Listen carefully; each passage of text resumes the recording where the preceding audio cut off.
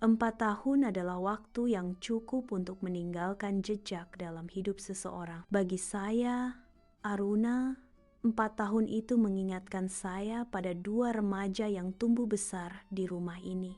Putra saya, Reno, dan sahabat karibnya, Adit. Mereka seperti sepasang sepatu yang tak terpisahkan, selalu bersama kemanapun langkah mereka pergi. Rumah ini menjadi saksi setiap proyek sekolah yang berantakan, sesi belajar larut malam, dan cangkir-cangkir teh yang selalu saya siapkan untuk keduanya.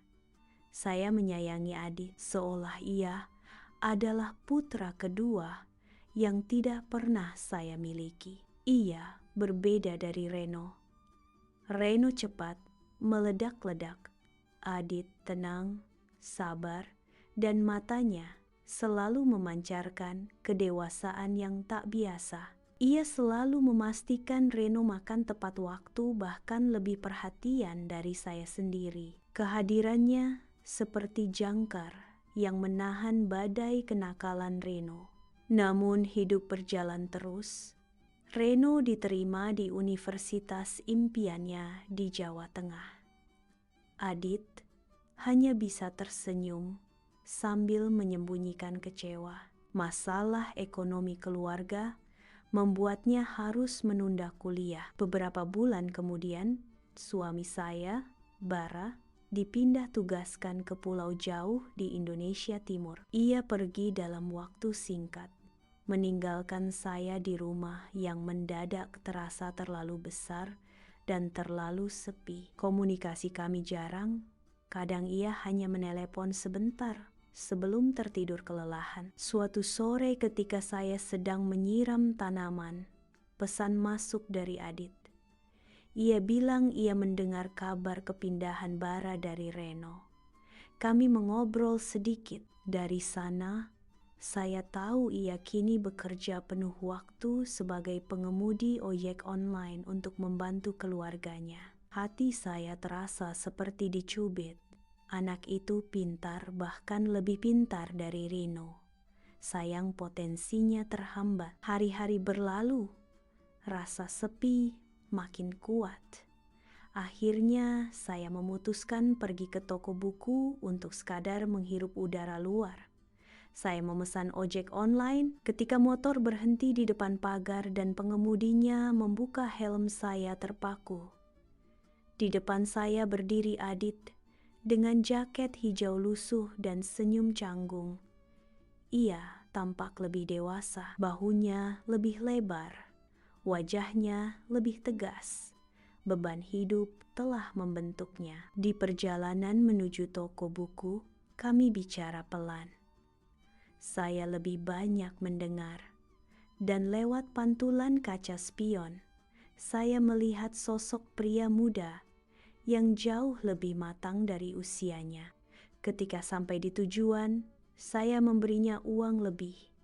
Ia menolak, saya memaksa. Ia hampir meneteskan air mata. Malam itu, saya tidak bisa tidur. Bayangan Adit dengan keteduhan matanya terus membayang. Keesokan pagi, saya menghubunginya. Saya butuh pengemudi pribadi. Dia butuh penghasilan stabil. Tawaran itu meski penuh dilema, akhirnya ia terima. Dari hari ke hari, Adit kembali menjadi bagian hidup saya. Ia membantu di rumah, mengganti lampu, memperbaiki keran, membeli tanaman untuk teras. Ia selalu hadir, tenang, sabar, menenangkan. Dan saya mulai melihatnya, bukan sebagai teman Reno, bukan sebagai anak yang dulu sering bermain di rumah, tetapi sebagai pria dewasa yang menghadirkan kehangatan yang telah lama hilang dari hidup saya. Suatu sore, kami terjebak macet. Siluet matahari tenggelam memantul di wajah Adit, membuat garis rahangnya terlihat lebih tegas. Saya menatapnya terlalu lama tanpa sadar. "Ibu Aruna melamun?" tanyanya, tersenyum kecil. Saya tersentak. wajah memanas. Adit tertawa, lalu berkata tanpa pikir panjang, "Ibu masih secantik dulu."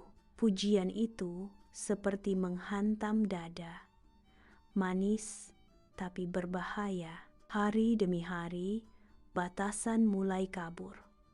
Kerinduan emosional yang saya pendam, ketiadaan Bara, kesunyian rumah, kebutuhan didengar semua perlahan mengarah pada Adit. Namun dilema menghantam ketika Bara menelpon malam itu. Ia menyebut Reno bercerita bahwa Adit terlalu sering di rumah. Nada Bara berubah dingin. Ia takut ada salah tafsir. Saat itu juga, Adit masuk membawa makanan pesanan saya, dan ia mendengar seluruh percakapan. Wajahnya berubah pucat. Sejak itu, semuanya berubah. Ia kembali menjaga jarak, bersikap formal, memanggil saya Nyonya, hanya berbicara ketika perlu. Hubungan kami retak tanpa kata. Rumah kembali sunyi. Tapi sunyinya berbeda kali ini. Sunyi yang meninggalkan perih.